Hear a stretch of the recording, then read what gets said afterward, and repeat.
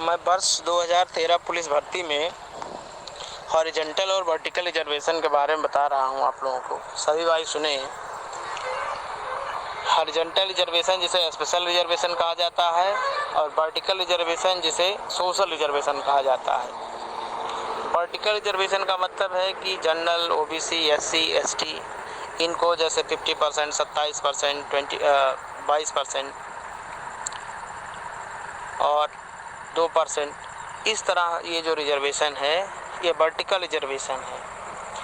अब बात आती है कि स्पेशल रिजर्वेशन यानी हॉरिजॉन्टल रिजर्वेशन। हॉरिजॉन्टल रिजर्वेशन में खास तौर से महिलाओं की जो 20% सीटें जो है रिक्तियाँ महिलाओं के लिए रिजर्व रखी गई, वो हॉरिजॉन्टल रिजर्वेशन है। तो हॉरिजॉन्टल रिजर्वेशन से ये है, इसमें जो प्रोसेस होता है वो कंपार्टमेंटलाइजेशन का प्रोसेस है। कंपार्टमेंटलाइजेशन से आशय ये है कि जो जिस कैटेगरी की यानी जनरल, ओबीसी, एससी, एसटी जिस कैटेगरी की महिलाएं होंगी उस कैटेगरी के लिए जो रिजर्व सीटें हैं उसमें का 20% इनके लिए रिजर्व होगा।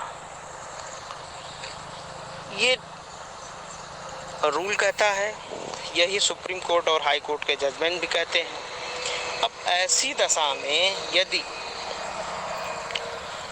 वर्टिकल रिजर्वेशन या हॉरिजॉन्टल रिजर्वेशन क्लियरली फॉलो कराया जाता है, जैसा कि सौरभ यादव की एसएलपी में जो कई आईए पड़ी हुई हैं, जिसमें अभिषेक यादव की भी आईए है, यदि ये इंटरटेन होती है और इस पर जजमेंट आता है तो स्थिति ये बनेगी कि ओवरऑल मेथड भी यदि अपनाया जाता है। ओवरऑल मेथड का मतलब ये है कि टोटल वैकेंसी का 20% अगर दिया जा रहा है महिलाओं को, तो भी महिलाएं एक्सेस नंबर में सेलेक्ट हुई हैं, तो भी रिजर्वेशन फ्लाउट कर गया है।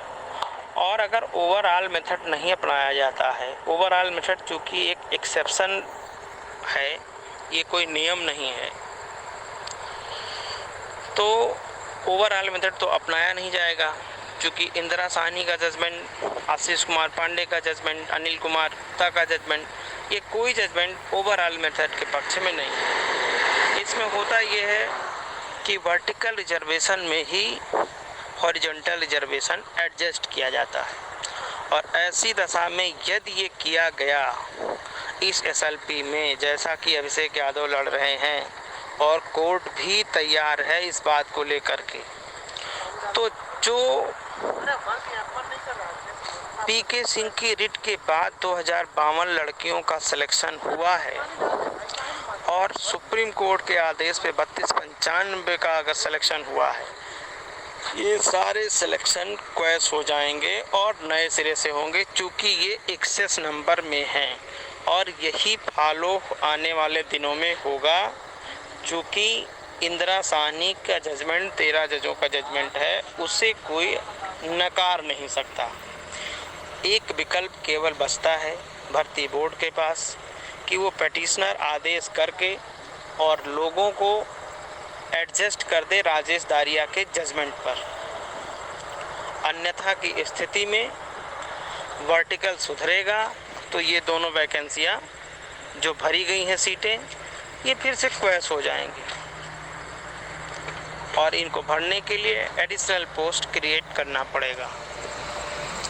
यही होने वाला है। और अभिषेक यादव जो लड़ रहे हैं, इस मुकदमे की पैरवी कर रहे हैं, वो इस समय बहुत सही ट्रैक पे जा रहे हैं और आने वाले दिनों में 13,479 सभी बच्चों का सिलेक्शन निश्चित तौर पर होगा। इन्हीं शुभकामनाओं के साथ मैं अपनी बात